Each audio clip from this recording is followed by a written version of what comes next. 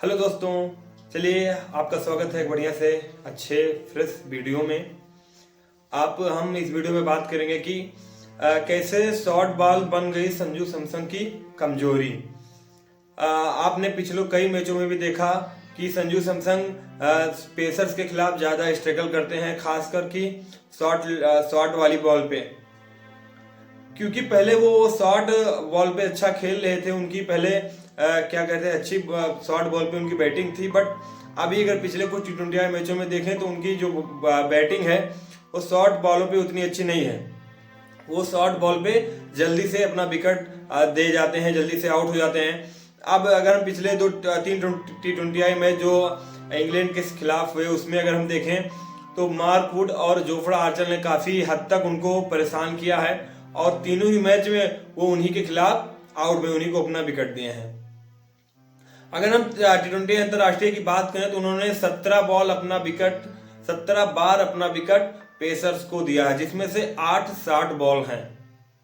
अब ये बताइए, 17 बार विकेट दिया है पेसर्स को और जिसमें 8 बार वो शॉर्ट गेंद पे आउट हुए हैं। तो ये कहीं ना कहीं ये आंकड़े ये बताते हैं कि संजू सैमसन को पेसर्स को खेलने में दिक्कत होती है, खास करके शॉर्ट बॉल को खेलने में दिक्कत होती है, पुल मारने में दिक्कत होती है। आप अगर कहीं धीमी पिच है तो उस पर आप तेज गेंद पे नहीं मार पाते। अगर धीमी पिच पे अगर गेंद काफ़ी रफ्तार से, काफ़ी स्पीड से अगर आती है तो उसमें आपको मारने में चूक हो सकती है। अगर आप पिच अच्छा है, वेन्यू अच्छा है, तो उसमें आप 130-140 किलोमीटर की प्रति घंटे की रफ्तार से जो ऊपर गेंदे आते हैं उसको शॉट मारने में दिक्कत होती है, जल्दी सामने आ जाती, गिरने के बाद थोड़ा उठ के आती हैं स्पीड में, तो उसका शॉट मारने में दिक्कत होती है।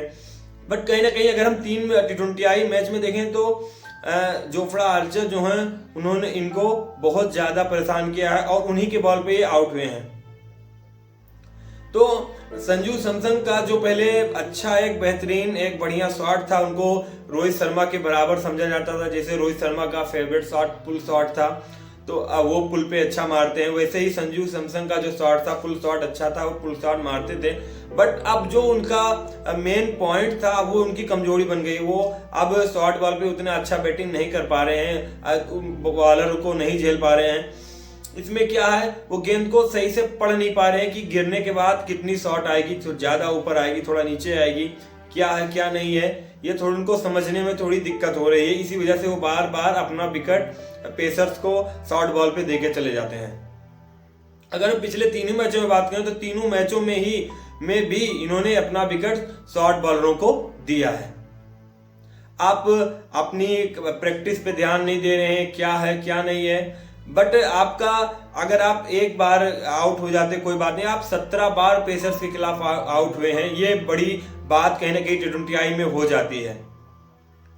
बाकी आप इतने अच्छे बल्लेबाज हैं, इतनी अच्छे आपका परफॉर्म है, आपने पिछले मैचों में 2 लगातार शतक भी लगाए, वो बात सब ठीक है। बट आप शॉर्ट बॉल पे आउट हो जा रहे हैं, ये थोड़ी निंदा वाली बात हो सकती है इंडियन फैंस के लिए, संजू सैमसन के फैंस के लिए, इंडियन टीम के लिए।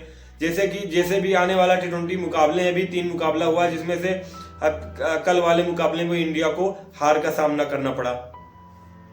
उसमें भी संजू सैमसन को जोफ्रा आर्चर ने शॉर्ट गेंद पे आउट कर दिया। मतलब अभी आप एक मैच में शॉर्ट गेंद पे आउट हुए, 2 मैच में हुए, अब अपने आप ये नहीं करने कोशिश करें कि हम उसको सुधारें, हम उस गेंद पे ना मारे शॉट। तो ये बात हुई और इसमें 3-2-1 के बराबरी में मैच चल रहा है। अब अगला T20 देखते हैं इंडिया विन करती है या नहीं करती है। वैसे अब सूर्य कुमार का भी परफॉर्म इस समय उतना खास नहीं। अगर तीनों T20 की बात करें, अगर आप टीम के कप्तान हैं तो आपकी भूमिका है आपको प्लेयर को एकदम रवा होकर खिलाना है और खुद भी खेलना है। उस दिन आपके तिलक वर्मा ने मैच को विन करा दिया, वरना वो भी मैच इंडिया हार सकती थी। एक तरफ तिलक वर्मा खड़े रहे और उन्होंने 2 विकेट से भारत को शानदार जीत दिलवाई। अगर हम तीसरी आप संजू सैमसन को देखिए, संजू सैमसन का भी परफॉर्म उतना अच्छा नहीं है। आप अभिषेक शर्मा का भी देखें तो अभिषेक शर्मा का पहले मैच में थोड़ा परफॉर्म अच्छा था, उसके बाद ना दूसरे मैच में परफॉर्म कर पाए, ना आप तीसरे मैच में परफॉर्म कर पाए। आप हार्दिक पांड्या को भी देखें, उनका भी परफॉर्म अच्छा नहीं है। आप टीम कैसे डिसाइड किया, आप स्क्वाड कैसे चुने हैं, आपने सिलेक्शन कैसे, किस बेसिस पे किस प्लेयर को किया है। आप धुरेल जोल को अपने क्या कह रहे हैं स्क्वाड में शामिल किया है, उनको आप खिला नहीं रहे ना, उनसे आप कीपिंग करवा रहे हैं, तो उनको लेने का क्या मतलब था। मोहम्मद शमी इज बैक, मोहम्मद शमी वापस दोबारा टी20 में खेले, ये बड़ी बात है। उन्होंने 476 दिन के बाद अपनी दोबारा वापसी की है, एक चोट के बाद उन्होंने अब वापसी की है। 2021 में उनको चोट लगी और 2025 में उन्होंने वापसी की है। बट मोहम्मद शमी के अंदर वो धार नहीं दिख रही है जो पहले के टाइम, जब पहले चोट लगने से पहले जो उनका परफॉर्म था वो अब नहीं दिख रहा है। तो हालांकि कुछ चेंजेस हो गए हैं। अब उन्होंने बॉलिंग करते वक्त उनकी जो परफॉर्म थी, वो स्पीड थी, वो लेंथ थी, वो जैसे पहले थी उसे अब नहीं है। जो कह रहे हैं ना कि पहले जंग लगे घोड़े को थोड़ा दौड़ाने के बाद भी उसमें थोड़ा धार आती है, धीरे धीरे उनकी गाड़ी जो है पटरी पे आएगी। बट अभी उनको बॉलिंग करने में थोड़ी बहुत दिक्कत हुई है। आप देखें तो 476 दिन के बाद 376 या 476 दिन के बाद जो इतने समय तक बॉलिंग नहीं करेगा वो आकर बॉलिंग करे, तो कहीं ना कहीं उससे पहले की बॉलिंग में और इस बॉलिंग में आपको फर्क दिखेगा, डिफरेंस दिखेगा। तो पहले के जो मोहम्मद शमी थे वो अब शायद अभी देखने को हमको ना मिले, बट हमको चाहिए कि शमी पहले जैसे ही शमी हमको दिखें। तो कहीं ना कहीं इनको रवा होने में थोड़ा टाइम लग सकता है, और जैसे वो रवा होंगे तो इंडियन टीम के लिए थोड़ा अच्छा संकेत हो सकता है।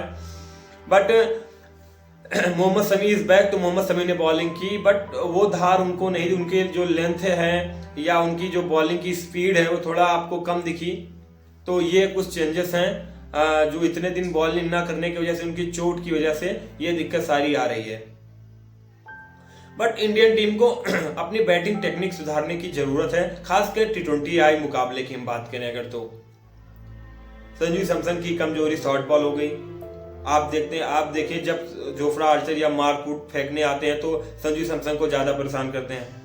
पहले मैच में उन्होंने 22 रन की पारी खेली, जिसमें से मार्क वुड और क्या जोफ्रा आर्चर के ओवरों में उन्होंने 4 ही रन सिर्फ बना पाए। 22 रन उन्होंने एग्लिंगसन के ओवर में 22 रन बनाए थे। तो आपके अंदर कहीं ना कहीं ये कमजोरी कि आप पेस बॉलरों को शॉर्ट बॉल पे नहीं आते। आप जब भी आएंगे वो जोफ्रा आर्चर को भिजा कर आपको बोल्ड कर देते हैं, आउट करवा देते हैं। तो आप अपना बेस्ट कब दे पाएंगे? आप जब आप सोच समझ के हर एक शॉट को खेलेंगे, किस शॉट को कब हमको मारना है, किस शॉट को हमको नहीं मारना है, तभी तो आप ज्यादा लंबे समय तक अपनी पारी को बढ़ा सकते हैं, अपनी टीम को रन से योगदान दे सकते हैं, अपना खड़ा रहकर अपनी भूमिका को अच्छे तरीके से निभा सकते हैं। अगर आप ऐसे हर एक अपनी कमजोरी को दिखाते रहेंगे तो फिर आपका T20 में खेलने का क्या मतलब है? अभिषेक शर्मा भी आप पहले मैच में आपने अच्छा किया, 2 मैच में आपका परफॉर्म नहीं आ रहा है, क्या बात है भाई? आप अपनी लापरवाही की वजह से ये मैच भी हार गए, तीसरी T20 जीता मुकाबला आप हार गए। हार्दिक पांड्या का भी परफॉर्म उतना अच्छा नहीं है, बट आप कर क्या रहे हैं? किस तरह से आपका लोगों का सिलेक्शन हुआ है कि आप लोगों का परफॉर्म नहीं हो रहा है? क्या दिक्कत आ रही है? क्या टीम मैनेजमेंट का जिम्मेदारी है कि आपकी प्रैक्टिस की जिम्मेदारी है? क्या कप्तान का ज्यादा प्रेशर आप लोगों के ऊपर आ रहा है? आप काहे नहीं परफॉर्म कर पा रहे हैं? हम अगर कप्तान की बात करें, सूर्य कुमार यादव की बात करें, तो उनका भी परफॉर्म एकदम बेकार है। आप टीम के कप्तान है, आप ही का जब परफॉर्म अच्छा नहीं आ रहा तो बाकी सब प्लेयर का परफॉर्म कैसे अच्छा आएगा? आप अपनी गलती छुपाने के लिए आप क्या करें? आप जीतने वाले मुकाबले को आप हार जाते हैं, तो अपनी कमी को आप दूर नहीं कर रहे, उसके बाद आप क्लेम देते कि हाँ ये वेन्यू ठीक नहीं है, ये वो नहीं है, क्या पिच अच्छी नहीं है, ये हमारा आज दिन नहीं था, हम हार गए। अरे दिन आपको जीतने का मौका बार बार नहीं मिलता, हारने का मौका बार बार, जीतने का मौका एक ही बार मिलता है। आप क्या दबाव क्या आ रहा है? आप अपनी गलती को सुधार नहीं रहे हैं। खराब बात तो ये है कि अब पहले इंडिया की बॉलिंग उतनी अच्छी नहीं थी, बैटिंग अच्छी थी। अब इंडिया की जो है वो बैटिंग तो बेकार हो गई है, बॉलिंग अच्छी हो गई। पहले बैटिंग अच्छी थी, बॉलिंग नहीं अच्छी थी। आपके दोनों कब अच्छे होंगे? आपकी बैटिंग और बॉलिंग का अच्छा बढ़िया होगा, अच्छे ढंग से आप बॉलिंग करेंगे, अच्छे ढंग से आप बैटिंग करेंगे। आप देखें हर बल्लेबाज की कुछ ना कुछ कमजोरी है, ये हो गई पहली बात। अब दूसरी बात ये है कि आपके जो T20I फैंस के लिए सबसे बड़ी बात ये है कि आपके AB de Villiers is back. AB de Villiers आपको एक बार फिर T20 में खेलते हुए दिख सकते हैं। उन्होंने अपने प्रेस कॉन्फ्रेंस में बताया कि एक बार फिर वो 4 साल बाद वापसी करते। उन्होंने संन्यास नहीं लिया था, उन्होंने क्रिकेट छोड़ा था क्योंकि मैच के दौरान उनकी आंखों में गेंद लगने की वजह से उनकी आंखों में थोड़ी चोट लग गई थी, जिसकी वजह से उनको गेंद को फोकस करने में, गेंद को देखने में दिक्कत आ रही थी, इसलिए उन्होंने क्रिकेट को छोड़ दिया। बट अभी वो फिट हैं और दोबारा वापसी करेंगे T20 में। अगर हम बात करें T20 में उनकी वापसी करने की वजह से, अगर हम साउथ अफ्रीका की टीम काफी हद तक और मजबूत हो जाएगी। 40 वर्षीय एबी डिविलियर्स का परफॉर्म पहले जैसा ही रहता है या उससे कुछ हटके आता है, हम ये मैच में देखेंगे। वैसे अगर आपके फाफ डू प्लेसी को देखें तो वो भी 40 साल के हैं, तो वो भी अगर खेल रहे हैं, उनका परफॉर्म अच्छा है तो एबी डिविलियर्स का परफॉर्म भी अच्छा रहेगा। उन्होंने संन्यास नहीं लिया था, वो चोट लगने की वजह से उन्होंने एक ब्रेक लिया था, 4 साल का ब्रेक, लंबा ब्रेक था। तो उस ब्रेक के बाद अब एबी डिविलियर्स आपको फिर से खेलते हुए दिखेंगे। एबी डिविलियर्स की भूमिका आप अगर टीम में देखें तो एबी डिविलियर्स की भूमिका आपके आरसीबी की तरफ, आरसीबी के खेमे में ज्यादातर उनका परफॉर्म अच्छा ही रहा है। आरसीबी में उन्होंने काफी हद तक सबसे ज्यादा रन बनाए, विराट कोहली के बाद आरसीबी की तरफ से सबसे ज्यादा रन बनाने वाले बल्लेबाज आपके एबी डिविलियर्स हैं। उन्होंने 2021 आईपीएल के बाद संन्यास ले लिया था। ये होगी बात। हो सकता है इस बार के आईपीएल में आपको आरसीबी में खेलते हुए भी दिखें एबी डिविलियर्स। आप वहाँ एबी डिविलियर्स जो आपकी अपने वहाँ साउथ अफ्रीका में जो उनकी लीग होती है, टूर्नामेंट होते हैं, जैसे हमारे यहाँ आईपीएल होता है, वैसे वहाँ पे WPL या कुछ होता है, वहाँ पे वो अपनी T20 में डेब्यू करेंगे, दोबारा आपसे शुरुआत करेंगे। तो ये रहे कुछ आज के अपडेट और न्यूज़। बट मेरा कहने का मतलब, ये टॉपिक ये है कि मेरा कहने का मतलब है कि आप टीम इंडिया की अगर बात करें तो टीम इंडिया को काफी हद तक अपने बैटिंग में सुधार करने की जरूरत है, हर प्लेयर को सुधार करने की जरूरत है। ठीक, बस आज के लिए इतना ही। अगर हमारा वीडियो अच्छा लगा हो तो आप चैनल को सब्सक्राइब करें, वीडियो को लाइक करें, कमेंट करें, शेयर करें। अगर आप अपना कोई क्वेश्चन या सुझाव देना चाहते हैं या पूछना चाहते हैं तो आप कमेंट में पूछ सकते हैं। धन्यवाद।